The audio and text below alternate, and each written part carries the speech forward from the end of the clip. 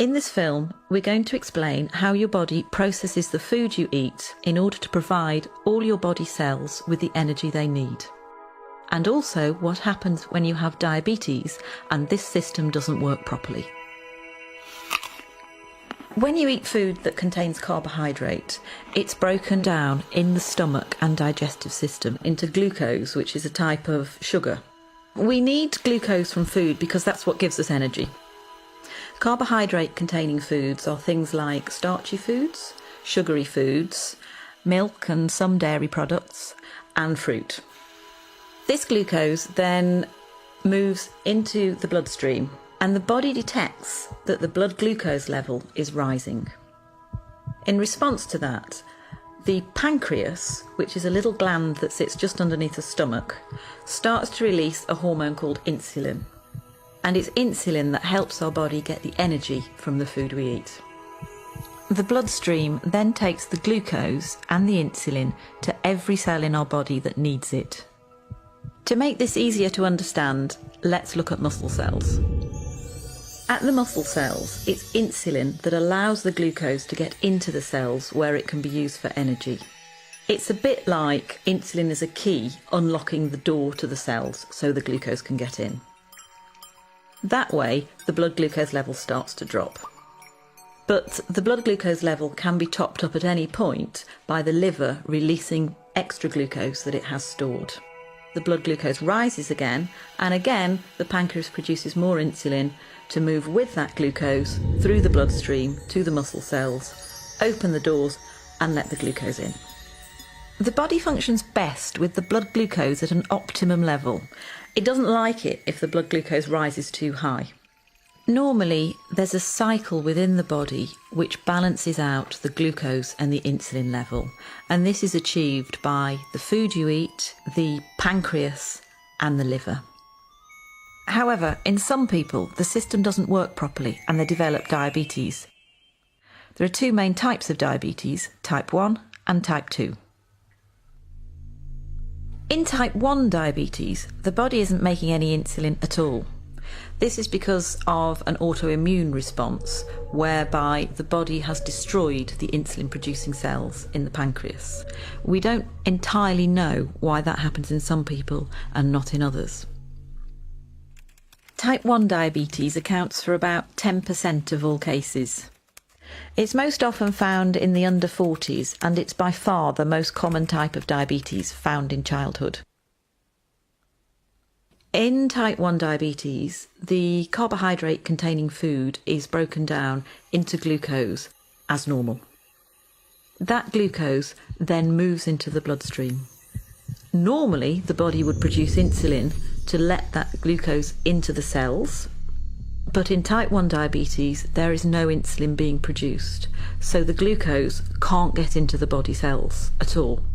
So the level of glucose in the blood rises and rises. The body tries to lower the level of glucose, it tries to get rid of the glucose through the kidneys. That's why people who have undiagnosed type 1 diabetes tend to go to the toilet a lot to pass urine. As the kidneys filter the glucose out of the blood, they also take a lot of water with it, so the person with diabetes will get very thirsty. The urine contains a lot of glucose, and that creates an environment where it's quite easy for bacteria to thrive, so it's also quite common to get thrush or genital itching. In the same way, the blood contains a high level of glucose as well, so more bacteria than usual will tend to breed in flesh wounds, and they might be slow to heal. Glucose can also build up in the lens at the front of the eye, causing the liquid in the lens to become cloudy. That can mean that some people with undiagnosed type 1 diabetes can have blurred vision. Because the glucose can't get into the cells to be used for energy, somebody who's got undiagnosed type 1 diabetes is going to start feeling very tired, lethargic and unable to sort of go about their normal daily routine. But the body still needs an energy source in order to work properly. So what it does is it starts to break down its fat stores, and that can lead to weight loss. So the main symptoms of type 1 diabetes are going to the toilet a lot, thirst, thrush or genital itching, slow healing of wounds, blurred vision, tiredness, and weight loss. These symptoms generally happen quite quickly, often over a few weeks, and can be reversed once the diabetes is treated with insulin. Type 2 diabetes accounts for about 90% of all cases in the population. It's most common in the over 40 age group in the white population and in the over 25 age group in the South Asian population. Type 2 diabetes is a little more complex because there's slightly more processes at work. Either the body isn't producing quite enough insulin, or the insulin it is producing isn't working properly.